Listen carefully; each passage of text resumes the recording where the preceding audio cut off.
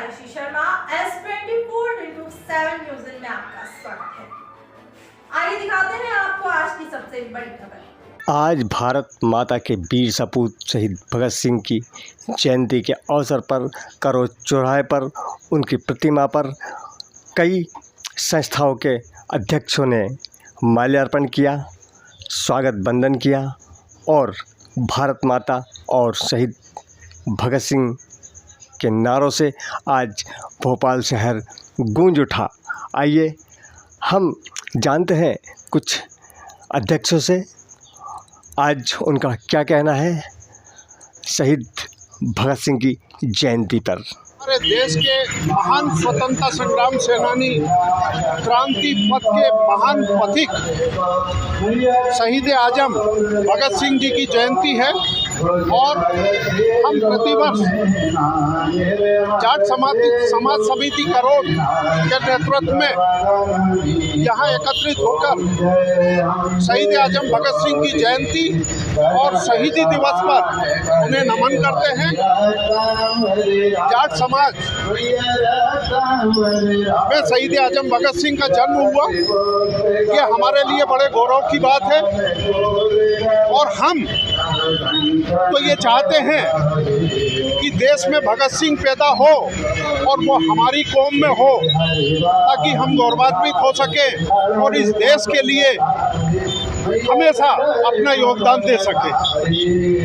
ऐसे महान स्वतंत्रता संग्राम सेनानी शहीद आजम भगत सिंह को प्रतिवर्ष हम याद कर देश सेवा का जज्बा हमारी समाज में पैदा करने की हम हमेशा कोशिश करते हैं और हमेशा ये कोशिश करते हैं कि इस देश के लिए हम क्या कर सके, हमारे पूर्वजों ने जो किया है उस पथ पर चल सके।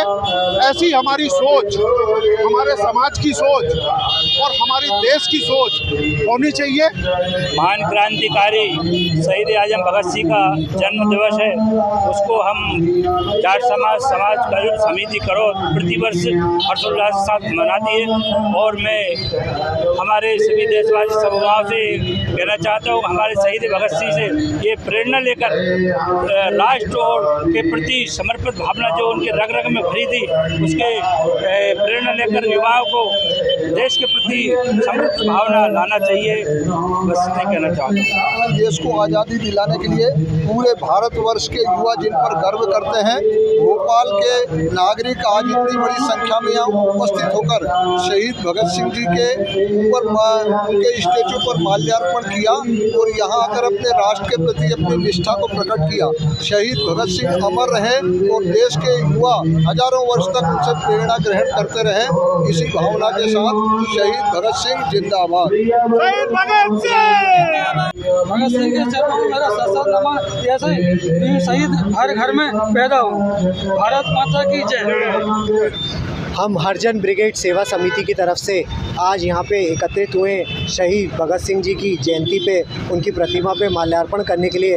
आज हमारी समिति के यहाँ पे प्रदेश अध्यक्ष विजयपाल चौहान जी, प्रदेश उपाध्यक्ष कृष्णा हवेलिया जी, प्रदेश कोष अध्यक्ष तरुण चौहान जी, हमारे वर्तमान जिला अध्यक्ष वतन करसर जी, पूर्व जिला अध्यक्ष पवन शाक्या जी, हमारे मीडिया के प्रभारी सूरज मैथिल जी और बाकी सदस्यगण मोहित वर्मा और मैं खुद अंशुल चौहान, हम यहाँ इस कार्यक्रम के लिए उपस्थित हुए।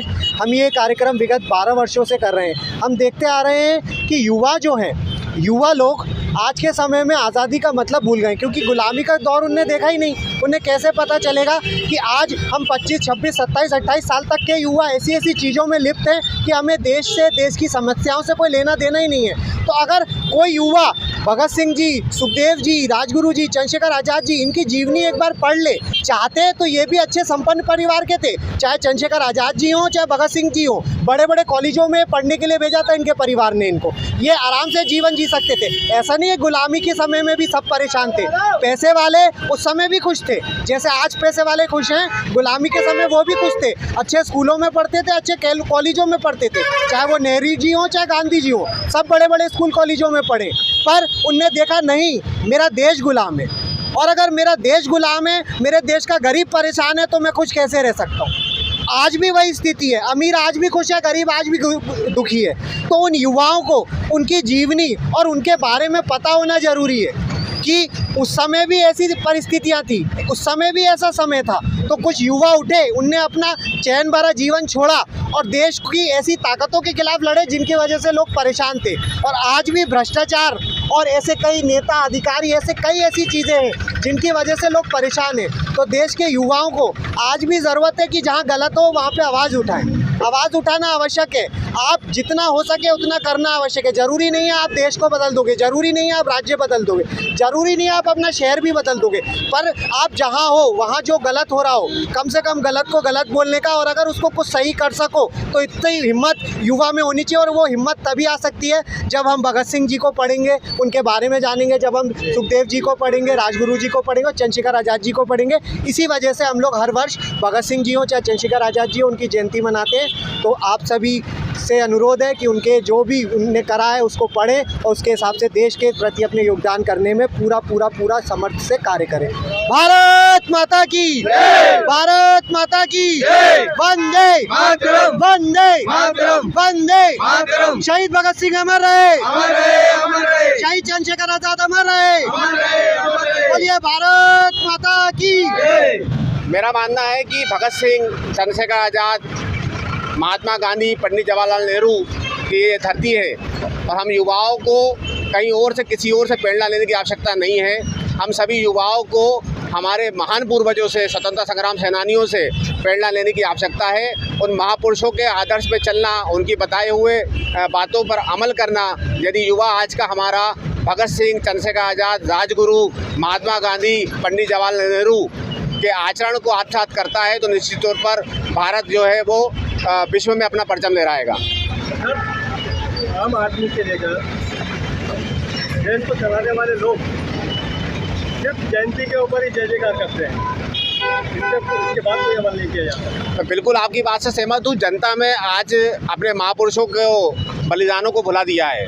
जनता में आज विरोध करने का मागदा भी ख़त्म हो गया है। मुझे लगता है कि उनको झंझोड़ने की आवश्यकता है, उनको जुझारू करने की आवश्यकता है। और भगत सिंह जैसे क्रांतिकारियों की जयंती सरकार को, जो कि अपने आप को राष्ट्रवादी सरकार कहती है, उन सरकारों को बड़े स्तर पर, मध्य प्रदेश स्तर पर मनाना चाहिए, उस पर बड़े आयोजन करना चाहिए ताकि युवा अपने इन शहीद क्रांतिकारियों को जान सके, उनको समझ सके, उनकी विचारधारा को आत्मसात कर सके और उनसे अपने जीवन में सीख हासिल कर सके।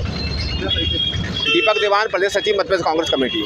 अखिल भारतीय ग्रामीण डाक सेवा कर्मचारी संघ के द्वारा आज पूरे भारत में एक प्रदर्शन की गई, जहां पर उन्होंने अपनी मांग मनवाने के लिए सरकार से गुहार लगाई और यदि सरकार उनकी बात नहीं मानती है तो वो क्या करने वाले हैं और क्या करेंगे, आगामी क्या रणनीति रहेगी, आज जो मुख्य रूप से जो मांग है पूरी जानकारी जानिए कर्मचारियों अध्यक्ष को महोदय सिविल से। सर्वेंट का दर्जा देना और कमलेश्वर कमेटी की जो रिपोर्ट पॉजिटिव मांगे जिसमें लागू दी गई थी उनको इम्प्लीमेंट नहीं किया जा रहा है। खास तौर पे जैसे मेडिकल भत्ता इनको मिलना चाहिए, छुट्टियां मिलना चाहिए सेवा काल में, 3 प्रमोशन मिलना चाहिए 12, 24 और 36 साल की नौकरी में, और तमाम मुद्दे हैं जिनको सरकार पूरी तरह वायदा करने के बाद भी लागू नहीं करना चाहती है। इससे कर्मचारी अत्यंत दुखी हैं। आज धरना कहाँ? आज धरना पूरे देश में हो रहा है, हर एक सर्किल हेडक्वार्टर पे ये धरना हो रहा है।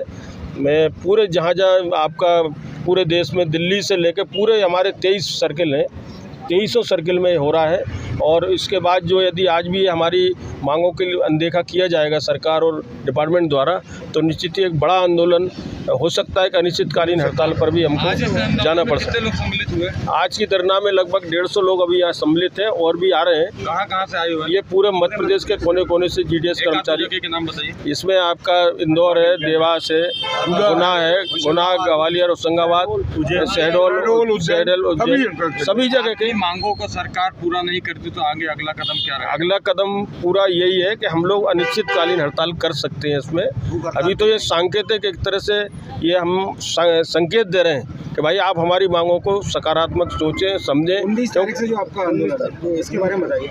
19 अक्टूबर को दिल्ली में 19 अक्टूबर को क्रमिक रूप में हम लोग धरना देंगे, मैंने एक सर्किल करके मैंने मध्य प्रदेश, फिर आपका उत्तर प्रदेश, क्रमिक जो है हमारा कार्यक्रम 23 दिन तक ये लगभग बराबर क्रमिक चलता रहेगा। आगामी समय में 2023 में विधानसभा चुनाव है, आपकी मांगों को सरकार पूरा नहीं करती तो सेंट्रल गवर्नमेंट का केंद्र सरकार आपको मांगे नहीं मानेगी तो आप क्या करोगे? नहीं, केंद्र सरकार यदि मांगे नहीं मानेगी तो वो तो आंदोलन हमारा चल ही रहा है ना। उसके लिए इंडेफिनिट जो है हमारे जनरल सेक्रेटरी निर्णय ले चुके हैं, कॉमरेड SS महादेवैया, जो पूरे ग्रामीण डाक सेवक जो 3 लाख पूरे देश में हैं, उनके महामंत्री हैं, महासचिव हैं, और उन्हीं के निर्णय से पूरे देश में आज धरना हो रहा है।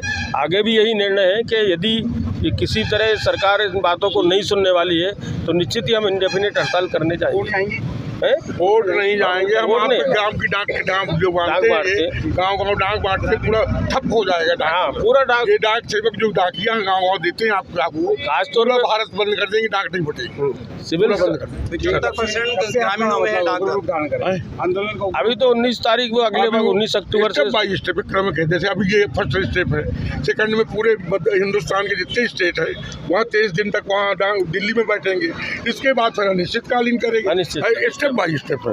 जिंदाबाद जिंदाबाद जिंदाबाद, हम हमारा हक मांगते, हम हमारा हक मांगते। GDS एकता, GDS एकता, GDS एकता।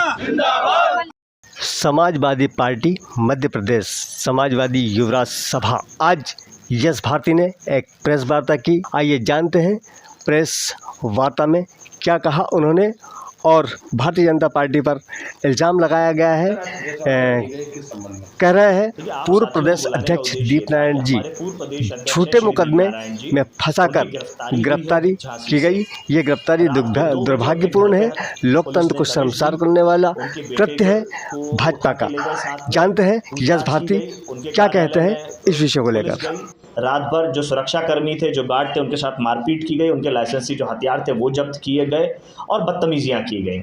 और उनके बेटे को जब तक नहीं छोड़ा जब तक हमारे पूर्व विधायक, पूर्व प्रदेश अध्यक्ष श्री दीपनारायण जी पुलिस के सामने नहीं आ गए, क्योंकि वो झांसी में नहीं थे, बाहर थे, इसीलिए पुलिस के बीच में उपलब्ध नहीं हो पा रहे थे। अगले दिन वो उपलब्ध हुए और उन्होंने पुलिस के सामने अपनी बात रखी।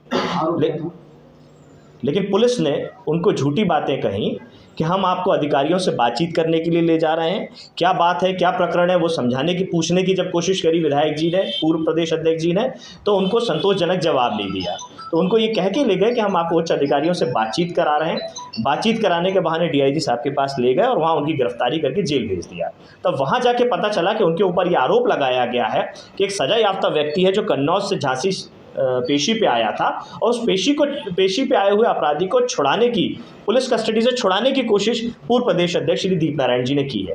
तो ये पूरी तरीके से झूठी बातें हैं, झूठे बात में उनको फंसाया गया है मुकदमे में। वो इस कारण से क्योंकि दीपनारायण जी लगातार 10 साल झांसी की गरोठा विधानसभा से प्रतिनिधित्व किए हैं, मध्य प्रदेश के प्रदेश अध्यक्ष रहे हैं। उनकी धर्मपत्नी श्री मीरा यादव जी निवाड़ी से प्रतिनिधित्व कर चुकी हैं और लगातार भारतीय जनता पार्टी के लिए मध्य प्रदेश और उत्तर प्रदेश में चुनौती रूप में श्री दीपनारायण जी हैं। आगामी चुनाव को देखते हुए और जो अभी चुनाव हुआ है उसको देखते हुए उनके ऊपर ये कार्रवाई की जा रही है। इससे पहले उनको आर्थिक तरीके से तोड़ने के लिए, आर्थिक तरीके के आरोप लगाते हुए कार्रवाई की गई थी, जिसमें वो लगभग दोष मुक्त हैं। कुछ इस तरीके की कार्रवाई सामने नहीं आई है, उसमें दोष मुक्त हो जाएंगे और इसमें भी दोष मुक्त होंगे। लेकिन इससे भारतीय जनता पार्टी का निम्न स्तर और राजनीतिक द्वेष भावना जरूर सामने आ जाती है कि वो कितना निम्न स्तर पे जा रहे हैं और लोकतंत्र की हत्या करने का काम कर रहे हैं। सर, इसमें क्या लगता है आपको, चुनाव पास में है, इस कारण इससे रणनीति तैयार कर रहे हैं बीजेपी सरकार?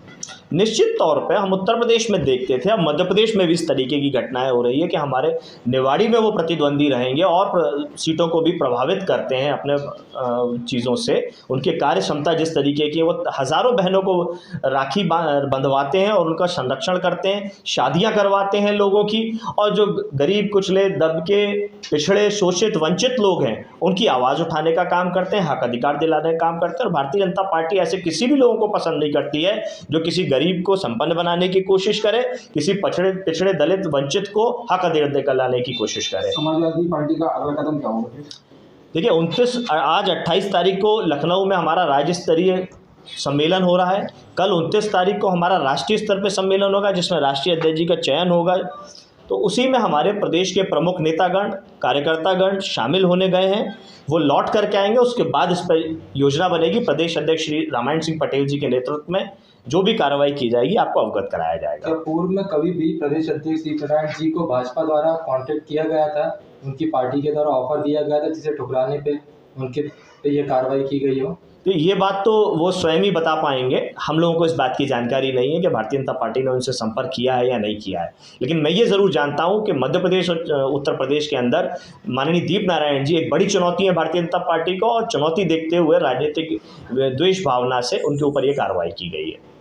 मैं आयुषी, अब मुझे दीजिए इजाजत, अगली बार फिर मिलेंगे। बिटिया की शादी हो या बेटे की बारात, बर्थडे हो या सगाई की रस्म, मेहंदी हो या हल्दी की रस्म, उबटने से लेकर वलीमे तक, फलदान से लेकर रिसेप्शन तक, हम रखेंगे आपका ख्याल। Videography, photography, album design, documentary film, ad film, video song, all events coverage के लिए आज ही कॉल करें 9669530217।